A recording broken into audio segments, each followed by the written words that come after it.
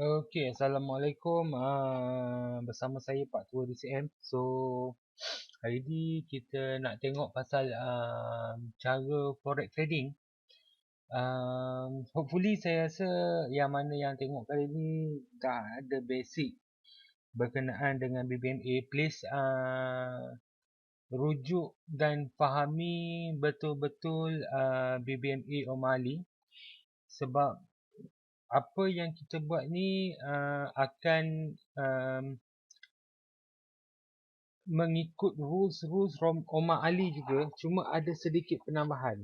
Okey.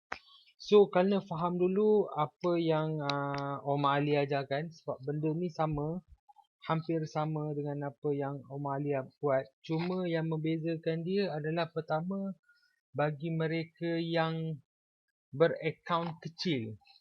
Contoh 10 ke 30 USD, nak cuba trade macam mana? Kalau kita account kecil 10 ke 30 USD, macam mana kita nak trade? Kalau kita tengokkan following pada BBMA, kita tengok pada time frame besar kepada time frame kecil. Contoh kita tengok time frame H1, kita kena tengok pada 15 dan juga 5. Kalau kita tengok kepada time frame H4, kita kena tengok pada H1 dan 15. Kalau kita tengok pada time frame daily, kita kena tengok H4 dan H1. So, bila kita nak buat profit? Lama mana kita nak tunggu? Okay. So, apa yang aku bagi tahu ni adalah untuk menggunakan account kecil. 30 USD is the best lah. So, kalau korang nak tambah 300 USD, 3000 USD nanti, itu terpulang. Sebab bagi aku, macam aku yang bermodal kecil, yang tidak ada duit, kerja pun tak ada, apa pun tak ada ni, yang aku boleh buat sekarang hanyalah forex trading. So, macam mana kita nak apply? Okay, aku lebih suka apply kan H1, M15, M5. Okay, apa yang dikatakan H1, H1, kita tengok H1 dekat sini, kita tengok ini AUD JPY, so kita tengok Euro USD. Let's say kita tengok Euro USD. Okay, so dalam Euro USD, H1 menceritakan tentang apa ni?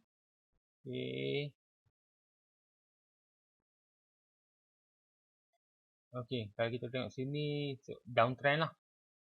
So, hujung-hujung ni downtrend. Okay. So, macam mana kita nak kenal pasti bila downtrend macam ni, kita nak set? Kalau kita tengok pada BBMA, Omar Ali cakap, okay, kita tengok dekat sini kita tengok pada contohnya di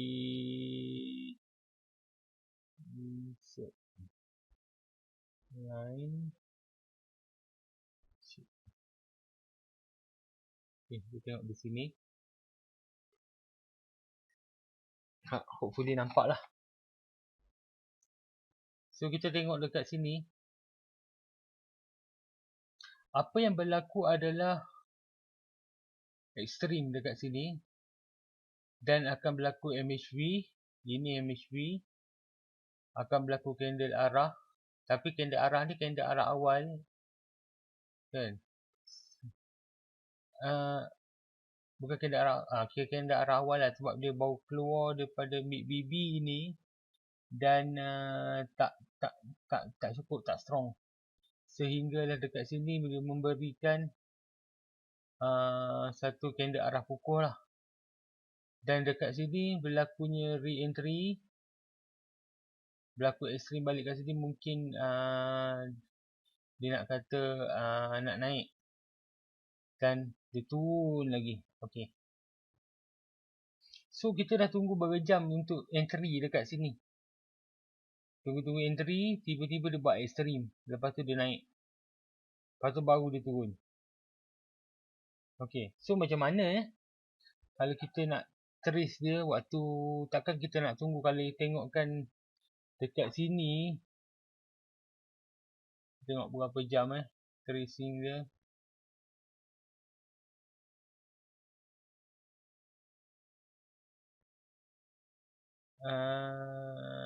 Lebih kurang sorry. Katalah kita mula dekat sini. Kita mula dekat sini. Sampai sini dekat lebih kurang 18 jam. Kita nak tunggu daily.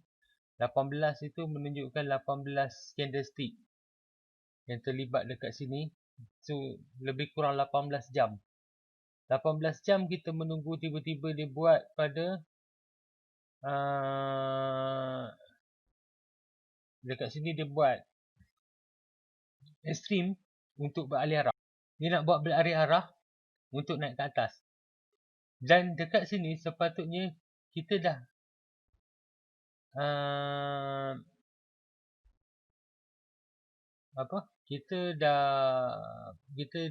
kita pointkan untuk re-entry sebab dia dah mula naik, dah tunjuk arah kukuh.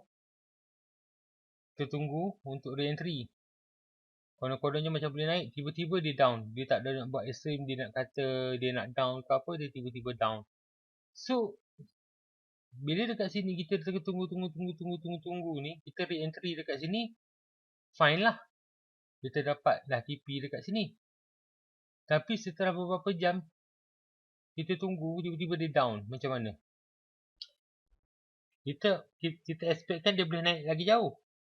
Sehingga dia buat ekstrim. Tapi rupanya tak. Okey. Ini cara pemahaman aku lah. So, nampak dekat sini ada ekstrim sikit. Tapi kita expectkan biasanya biasa-biasa je ekstrim macam ni.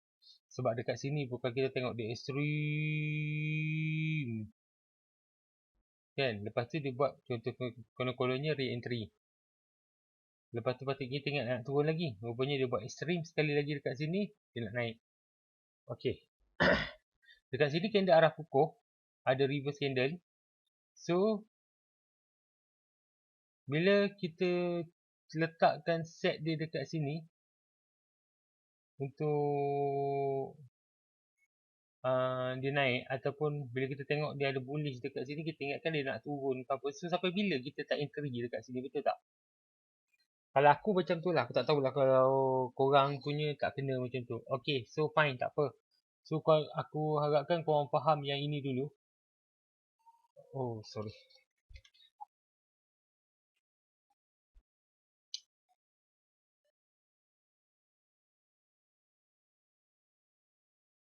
So, aku harapkan korang faham yang ini dulu. Sebab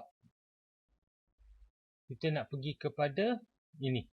Sebab korang kena fahamkan dulu BBMA punya konsep, baru korang boleh fahamkan yang ini. Kalau korang tak faham BBMA punya konsep, jam. Okay. Aku menceritakan sedikit lah untuk kita recall balik tentang BBMA. So, dalam BBMA ni bagi aku ada 4 ciri utama dan 3 daripada 4 ciri ni kita kena tahu dengan kemas. Betul-betul kita kena tahu dengan kemas. Sebab apa? Itu yang akan menentukan kita untuk masuk entry. Okey. Pertama, kita kena tahu ciri-ciri ekstrim. Kita kena tahu ciri-ciri market hilang volume. Kita kena tahu ciri-ciri candlestick arah kukuh. Entry, kau tak perlu nak tahu sangat. Sebab apa? Ada sebab dia. Nanti aku akan ceritakan. So, aku akan buat 3 ciri-ciri ni. Sebab entry ni untuk tempat yang kita nak masuk. Memang entry tempat yang paling penting untuk mana kita nak masuk, betul. Tapi untuk account kita yang kecil dan daripada kita selalu banyak loss, better kita buat macam mana yang aku nak buat ini. Better. Kan? Kalau kita loss pun kecil, kalau kita profit pun memang tak besar lah, tapi at least kurang loss lah. Memang BBMA ni boleh buat duit. Kan? InsyaAllah. Bukanlah aku kata confirm, tapi dalam niaga ni Cina pun selalu ada lugi mah. Kan? Orang Cina ni biasanya dengan bisnes memang kepala dia hebat. Tapi tu pun dia orang kata ada rugi lah kan. So macam kita dalam trading ni pun umpama bisnes. So yang rugi tu kita cuba coverkan dengan yang untung. Biar sikit tak apa tapi janji untung. Okey, tak apa. Yang itu tak penting. Kita tengok pada ciri-ciri ekstrim, kita kena tahu ciri-ciri ekstrim kena ada 5 MA5 keluar daripada top dan low BB. So korang mesti tahulah macam mana nak setting MA5, nak setting MA10 apa semua ni kan. MA50. Okey, mesti ada reverse candle. Confirm mesti kena ada reverse candle. Kalau tak ada reverse candle dia akan jadi ciri-ciri, akan jadi momentum, dia tidak menjadi ekstrim. Okey. Dan akan ada retest candle. Okey, retest candle ni dia akan membentuk MHB. Sebab apa? Ciri-ciri MHB dia akan membentukkan candlestick close tidak melepasi top and low BB. Dia mesti close tidak melepasi. Kalau lepas daripada top and low BB dia akan jadi momentum. Dia akan membatalkan ciri-ciri ekstrim ni. Ada reverse candle. Okey.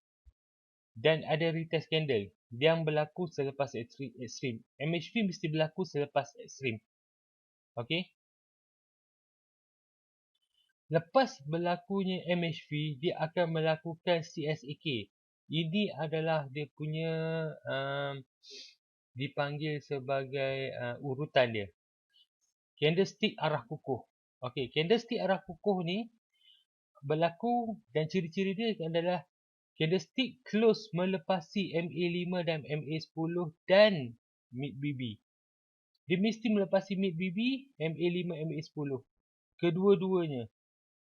Kalau dia tak melepasi MA5, MA10 dan melepasi mid BB macam mana? Boleh katakan dia still candlestick arah tapi arah itu tak cukup kuat untuk dia nak turun. Mungkin dia akan reverse balik naik ke atas. Dia mesti melepasi MA5, MA10 dan mid BB. Close close. Bukannya dia turun naik, dia close. Dia dah habis berlakunya satu candlestick. Makna kata kalau kata candlestick itu candlestick 1 jam untuk dia nak buat CSAK, so kita kena tunggu 1 jam. 1 jam selepas itu baru kita tengok. Kalau kita tengok 15 minit, kita tunggu 15 minit selepas itu. Sebab satu candlestick mewakili minit time frame yang kita tengok. Okey. Dan dia akan melakukan retest candle. Waktu retest candle ini adalah entry. So, kita tak perlu nak risau pasal entry ni lah. Sebab biasanya CSAK masa dia melakukan retest candle, kita tak perasan-perasan pun. Dan apa yang berlaku adalah dia akan pergi merewang-rewang ke mana-mana. So, kita dah terlepas dan kita pun tak tahu lah mana kita nak ambil. Tapi fine, benda ini boleh diselesaikan. Dengan cara mana? Okey. Dengan cara setting Fibo Custom. So, ini adalah setting dia. Aku tak sarankan untuk optional ini. Optional ini adalah untuk orang-orang yang dah expert lah. Dah expert. So, dia orang dah tahu dah pergerakan tu. Dia orang dah boleh predict pergerakan tu. So, untuk yang baru-baru nak bermain. So, ini adalah custom yang aku suggestkan. Okay, setting Fibo Custom ini yang aku suggestkan. So ini adalah setting untuk BBMA O'Malley untuk 5 high, 5 low kan. So biasanya aku setting macam ni lah. Okay, Bollinger Band adalah default. So aku harapkan korang faham dulu pasal BBMA O'Malley. Sebab aku tak akan ceritakan pasal BBMA O'Malley sebab Omar Ali sendiri, Master Rohi sendiri sudah menceritakan dengan sejelas-jelasnya berkenaan dengan BBMA O'Malley ni. Diorang adalah founder and co-founder bagi BBMA. So, aku tak menceritakan pasal itu. Korang boleh dengar sendiri daripada video diorang kalau korang faham lah berkenaan ni. Sebab aku hanya ini adalah untuk kita remindkan balik pemahaman kita sekiranya kita lupa. Okey.